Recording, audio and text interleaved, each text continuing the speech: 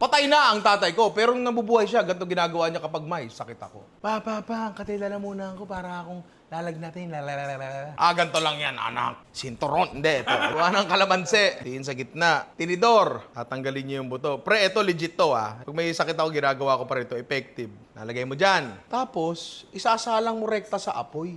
Ganire. Gano'ng katagal? Hanggang magtosta yung magkamayard. Medyo magkaroon ng itim-itim yung kalamansi. Saktong-sakto to, pre. Usong-uso pa naman sakit ngayon, di ba? Tama. Trending ang sakit. Okay. Umuusok-usok, tapos may konting tosta na yung kalamansi. Palalamigin niya ng konti yan. Tapos, mag-check out siya ng Ninuray merch, pare. Kayo rin. Mag-check out na rin kayo. Hanggat may init pa, papatak mo sa lalamunan. Sa loob, ha? Direkta.